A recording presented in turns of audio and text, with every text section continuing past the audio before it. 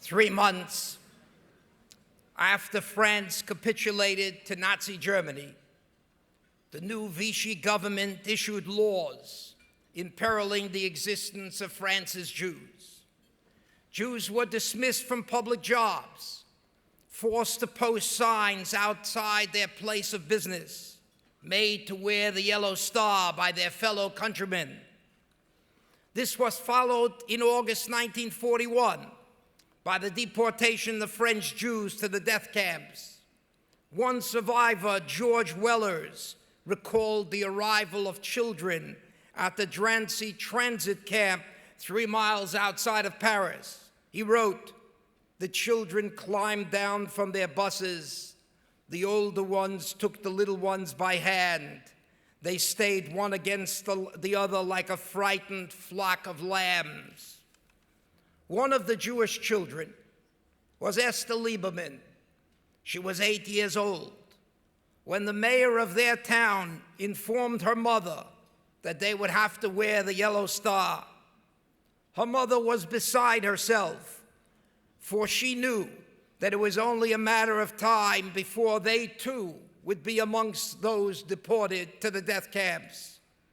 She was particularly concerned about her young daughter and realized they needed a miracle to save Esther's life.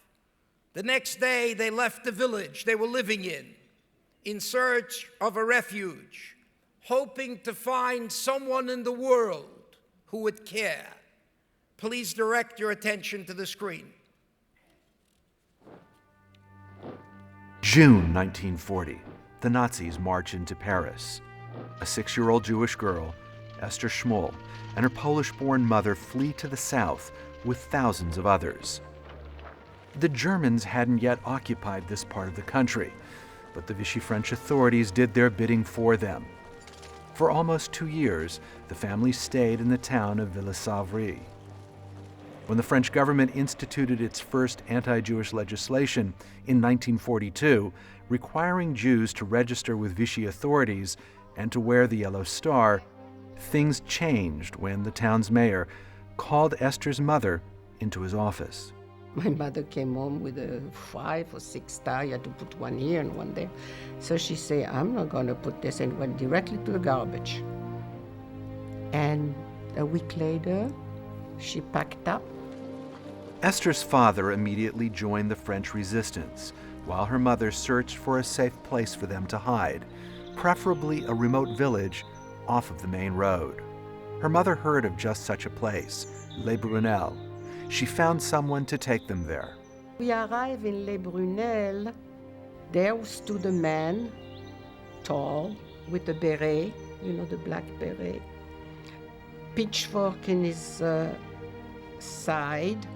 And the guy that took us said, "This is the mayor of the village." So my mother says to me in Yiddish, go talk to the mayor. So I ran, and my mother came, saying my mother asked me to tell him if it's possible for us to stay in the village. And the mayor said, "Yes, you can stay." A sympathetic resident of the village, Rosalie Giraud, sheltered Esther and her mother in her home. The next day I went to the school and I was registered. And the teacher accepted me, wrote in the book, Esther Szmulcq, réfugiée, not Jewish. They didn't put the word Jewish. She was a friend of ours, just like any other girl. We did not set her apart. She was with us, and that was it. From almost the very moment they arrived in Les Brunels, Esther and her mother were protected by the villagers. Mayor Aristide Pelissier, Rosalie, who sheltered them in her home, her classmates, everyone in the village kept their secret. One slip and Esther and her mother would have been arrested like tens of thousands of other French Jews. Why did the residents of Les Brunels keep silent when so many others betrayed their Jewish neighbors? Fortunately for Esther and her mother, Mayor Pelissier, as well as many others, were active in the resistance. They were strongly opposed to both the Nazis and their Vichy collaborators, despite the danger of such activity. We knew the Germans were close by. We knew there were weapons and ammunition around, hidden behind the church. Only our father wasn't telling us anything about all this, so we would not be scared. But we did find out about it later, and then we realized that we were lucky to get away with it the way we did. For the next 2 years, as the war raged and trainloads of French Jews were sent to Auschwitz, Esther Szmulcq led a protected life, going to school, playing with her friends, unaware of the danger that surrounded her. It was forbidden to sing the Marseillaise in France. Now, my teacher made sure that we knew the Marseillaise. We knew every verse. We were 4 girls, it was boring. So once a week at least, we walked from the water well to the city hall. We walked and sang the Marseillaise, the 4 of us, with pots and pan and a stick. If the mayor was in the street, he would stop. Always he had a pitchfork. Take off his beret, put his beret in the hand with the pitchfork and salute us. In June of 1944, word came to Les Brunels that the Allies had liberated France from the Nazis. The minute we heard that we were liberated, well, the 4 girls went in the street singing the Marseillaise with pots and pans, and then all of a sudden, French flags appeared. The mayor had a few French flags, and he put them out, one in the mairie, in the city hall, and one at the school. And the French flag appeared, and we were liberated. Esther's family was not as fortunate. In the coming weeks, her mother learned that only 3 cousins in Paris had survived. The rest of the family perished with thousands of other French Jews. Esther and her mother left Les Brunels, returning to Paris. She would later emigrate to the United States and marry, raising a family of her own. 3 decades would pass before she returned to the village. And we arrived to the village. It was so special. There was the road where we walked with my mother, walked with the children, walked with the animals. You know, it was home. And there stood in the same spot where we saw him with my mother when we came to the village. There stood the mayor, his pitchfork, the beret. I said, "Monsieur le maire, do you recognize me?" And he said, "Madame, I don't know you, I don't recognize you, but I recognize the voice, Esther la Juive."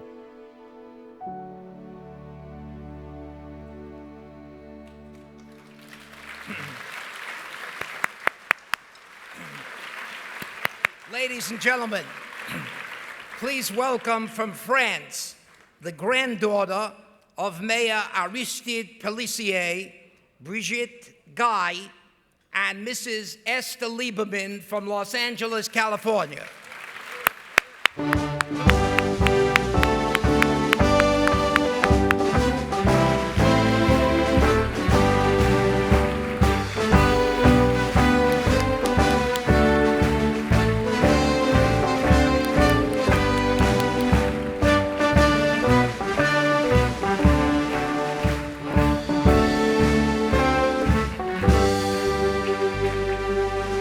Simon Wiesenthal Center is honored to present its Medal of Valor posthumously to Mayor Aristide Pelissier and to the village of Les Brunels. Accepting the medal on her grandfather's behalf is Mrs. Brigitte Guy from France.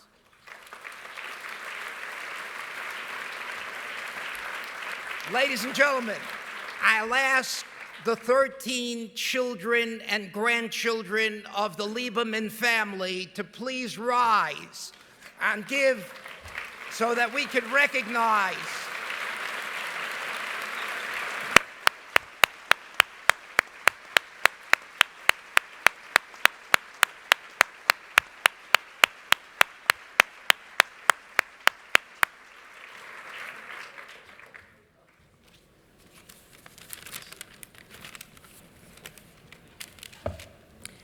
Mesdames, Messieurs, je suis très fière Je suis très fière ce soir de représenter mon grand-père Aristide, qui fut 50 ans maire du village des Brunels. Gentlemen and ladies, I am very proud to be representing my grandfather, Aristide Pelissier, who was 50 years mayor of the village of Les Brunels in France. Il serait très honoré d'avoir cette distinction et d'être parmi nous ce soir. He would have been very honored for this distinction, and he would be very happy to be here tonight. Il ne pouvait pas penser qu'en faisant ce geste qu'il semblait naturel, we would never believe that by doing this geste so natural,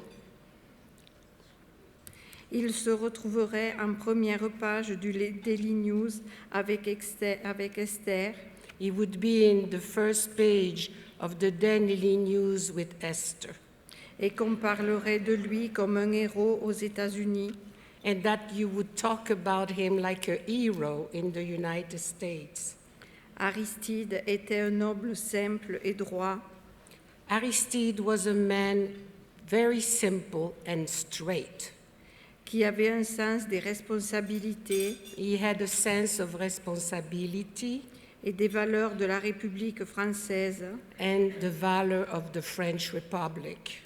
Son geste était celui d'un homme responsable. His gesture was a gesture of a man very responsible. Il devait savoir à quel point les êtres humains peuvent devenir des martyrs de la folie humaine. He must have known that terrible point of the human being can become a martyr in the follies of the humanities. Je tiens à vous remercier au nom de ma famille, en particulier de ma mère Ginette et de ma tante Hortense. I would like to thank you so much in the name of my family, and particularly my mother Ginette and my aunt Hortense. Simone Wiesenthal Center, Musée of Tolerance, ainsi que Monsieur et Madame José Liberman et leur famille pour cette distinction qui nous honore, ainsi que pour leur accueil et leur gentillesse et leur disponibilité lors de notre séjour à Los Angeles. I would like to thank the Simon Wiesenthal Center Museum of Tolerance and all the people involved by taking care of us here and giving us their niceness and to be disposable to be with us today.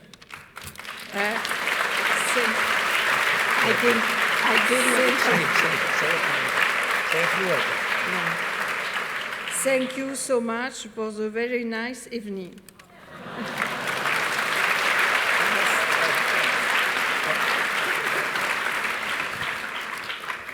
Rabbi Heyer, troublemaker, Mr. Grazer, Mr. Howard, Mr. Leno, Mr. Crow, distinguished recipients, dear family, friends, and supporter of the Wiesenthal Center. Monsieur le maire of Les Brunels, Aristide Pelissier, was paid by the Vichy government. He had to obey the law of the land at the time. He was an employee. But he did not. He did not report us. He did not make us wear the yellow star. He allowed me to go to school. He forced me to go to school. He was not only the mayor, he was the chief of police, the judge, the lawyer, the peacemaker. He was one and all in the village. He was a farmer together with his wife. He made the village an absolutely heaven for my mother and I. The war years were peaceful for us because of him. Rabbi, I hope and pray that 65 years from now, my grandchildren and great-grandchildren will not have to face such a terrible time and therefore have to thank a righteous Gentile for giving them life and freedom. To remember Aristide Pelissier tonight with all of you in this beautiful room is very emotional and touching. I cannot thank you enough. Tell us about it.